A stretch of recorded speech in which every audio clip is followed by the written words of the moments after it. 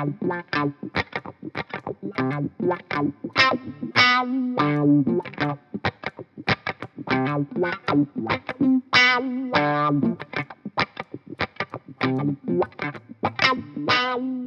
what's up guys and girls? JJ here, coming at you from the Netherlands with a review demo of the Electro-Harmonix Wailer Wah pedal. Now, the Wah pedal is the quintessential guitar effect. In fact, it's so famous when you ask anybody who doesn't play the guitar, who's not even into guitar music, to mimic an electric guitar solo. You know, they always go wah wah wah wah wah like that, and that is for a reason. It's so influential. You can hear it on countless of recordings by Jimmy Page, Jimi Hendrix, Frank Zappa, you name it. So it is an essential guitar effect to own. And the Electro-Harmonix Wailer Wah, which is kind of new, is, in my opinion, it is the best wah-wah buy that you can do. It's really affordable. That's one thing. It's only 65 euros out here in Europe, which is substantially less than a Crybaby Wah or a Vox Wah. Those are the two archetypical wah-wah pedals. Other than that, it's really lightweight. This thing only weighs 730 grams. I just weighed it on my kitchen scale, which is also substantially lighter than a Crybaby Wah-Wah. I usually leave a wah pedal at home when I'm doing sessions or rehearsing because it's so damn heavy. When I put a wah pedal in my backpack, it's automatically going to be a lot heavier. But I would easily take this one with me since it's so light. Now, I know what you're thinking, right?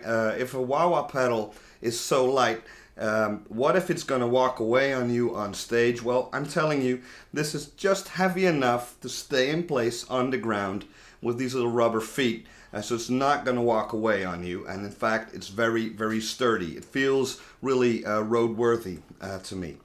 Also, I think, and I've owned a lot of different wah pedals, different Crybabies, a Morley, Bad Horsey, classic Vox Wah, and I always feel that Vox Wah pedals are a little bit too polite, if you know what I'm saying, a little too mellow. And some Crybabies, I always miss a slight amount of top end in the most in the farthest down position, and the Wailer Wah resolves that problem because it has a bit of a wider sweep, I guess. So especially going into an overdriven amplifier or playing with lots of distortion, it's nice to have that really screamy top end when you push your toe all the way down. There's a nice and even sweep in the pedal, and it sounds terrific, and also it's dead quiet. So for the purposes of this demo, I'm playing my Kaufman 63 Tele with Seymour Duncan Antiquities through the Wailer Wah straight into my orange OR15 head into a 112 cabinet that's mic'd up with a Sennheiser E906 going into my interface into Logic.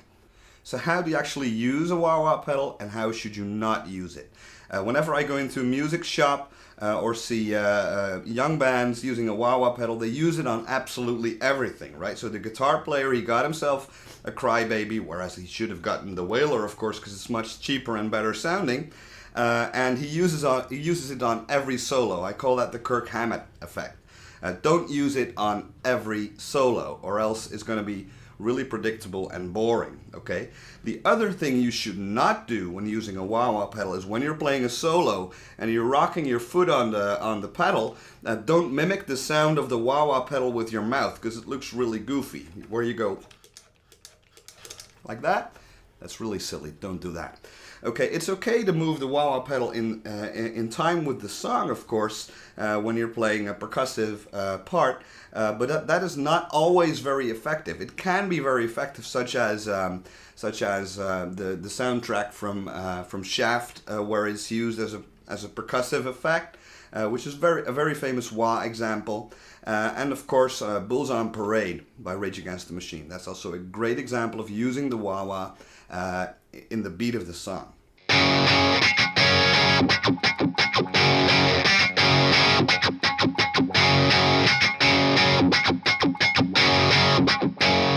I always like to use a wah-wah pedal kind of as a very slow sweep filter. If you know The Joker and the Thief by Wolfmother, that's a great example of that.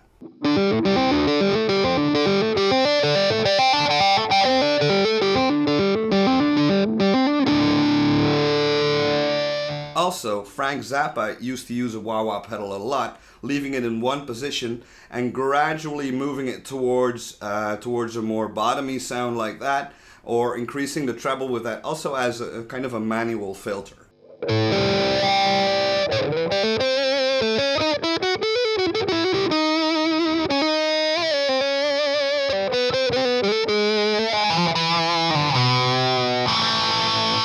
So taking a closer look at the Wailer Wah pedal by Electro-Harmonix, it looks like a conventional wah pedal, but it has a kind of a different shape, I guess. A nice rubber pad at the top of the pedal so you won't slip with your foot. Nice big rubber feet. There is a battery compartment that you can simply open like this, and there's this cool Mike Matthews EH battery inside.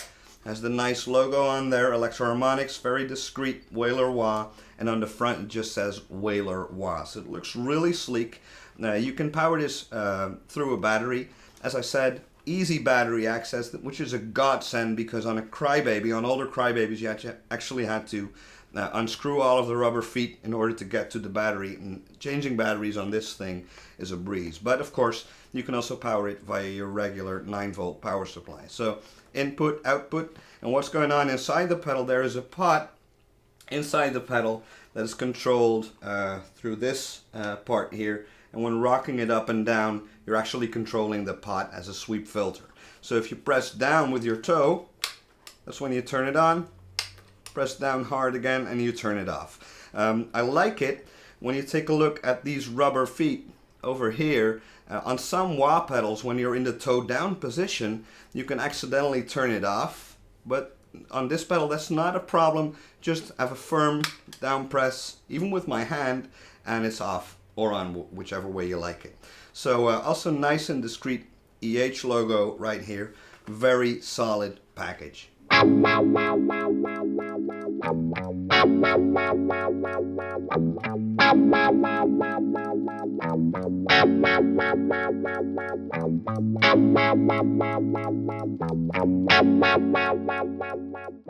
So when you're using a wah-wah pedal into a clean amplifier, when you're playing funky stuff, it's really cool to accentuate certain chords or passages using the wah-wah pedal.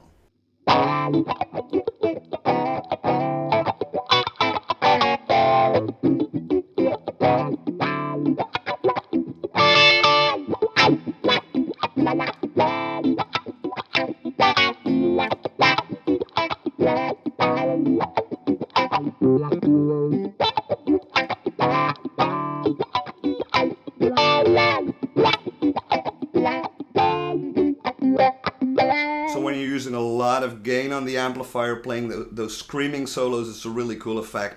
You know, putting your toe down on the essential parts and then really making it sing.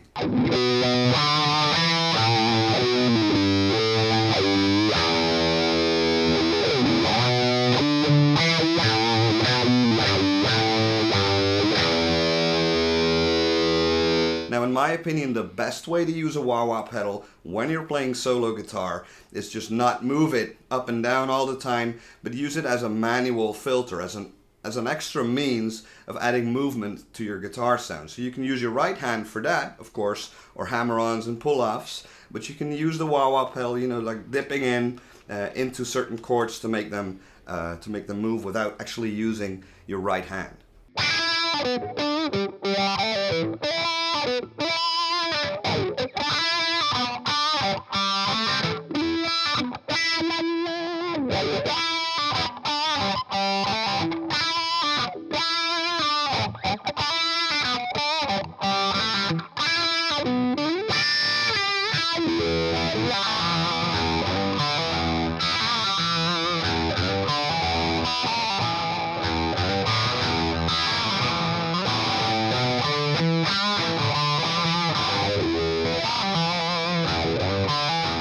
We haven't talked about the cocked wah effect.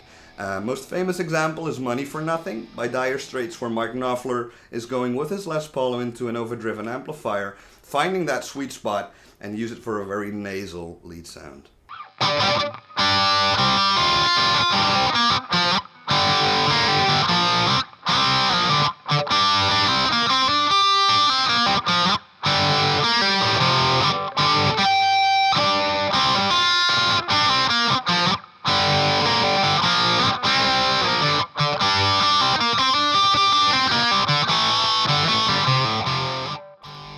the verdict.